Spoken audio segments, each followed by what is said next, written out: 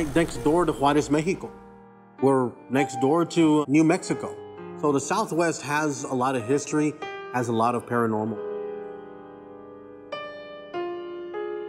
Now the building that you see behind me, right over here, this is the Capels building. Now the Capels building was the location where Pancho Villa himself planned the Mexican Revolution on American soil. Now the paranormal of that is that his ghost and the ghost of a soldier has been seen inside the building.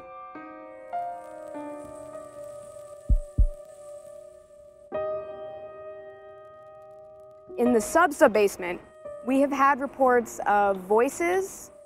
We have had reports of things moving around, falling over. I unfortunately have never seen anything, but if you ask pretty much any staff member here at Main Library, they all have a ghost story to tell. About 15 years ago, before this library was renovated, I was working the late shift. I had to walk all the way into what used to be an office where the fuse switches were to turn off all the outside lights. As I walked into that room, I turned off all the lights, but I heard a huge noise, as if 10, 15, 20 people were talking all at one time. I get to this area where I hear the noise coming from, and as God is my witness, it's like I walked into an invisible force field. We're in the sub-basement of the original main library, or actually the second original main library. It was built about 1958. This building was built on the bones of the old first main library, which was built in 1904.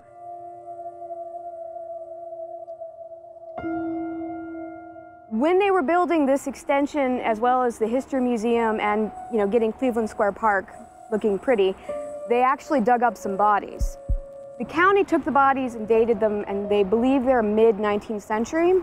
Soldiers, they think, and just some sort of unidentified locals. We know that this library was built on a cemetery. We know that a lot of bodies were not necessarily removed, maybe just the headstones. And there are some people that believe that these bodies become restless or spirits, and maybe they're just not at ease. Cemeteries obviously have a lot of emotion attached to them. And it's holy land that people have a lot of attachment to. That might be one of the reasons why there is so much activity down here, because there is stuff that people in their lifetimes found important.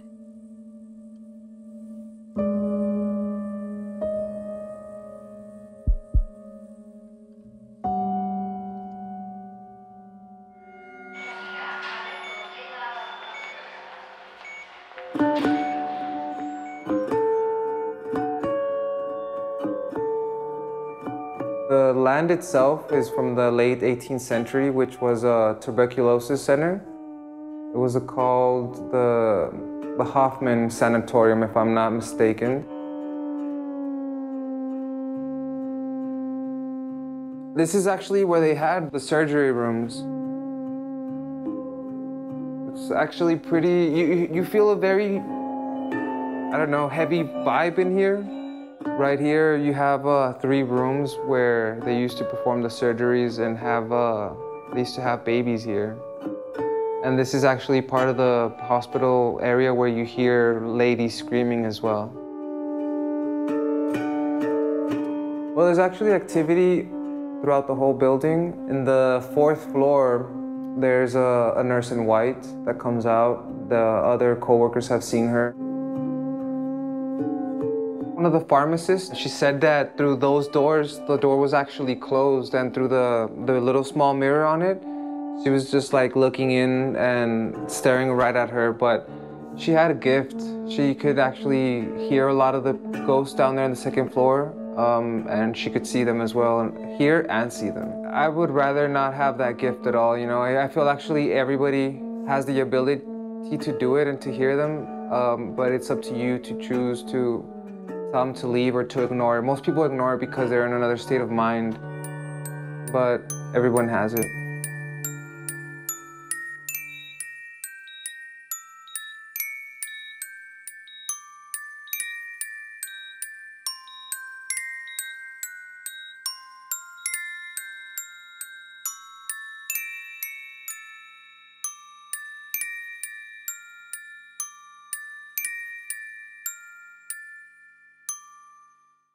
Only in El Paso is brought to you by Texas Gas Service, committed to delivering safe, reliable natural gas to the El Paso community. The Fountains at Farrah, fashion, food, fun, and a splash of the unexpected. Spectrum Solutions, an interactive marketing agency focused on creating, developing, and growing your digital marketing strategy, and the generous support of viewers like you. Thank you.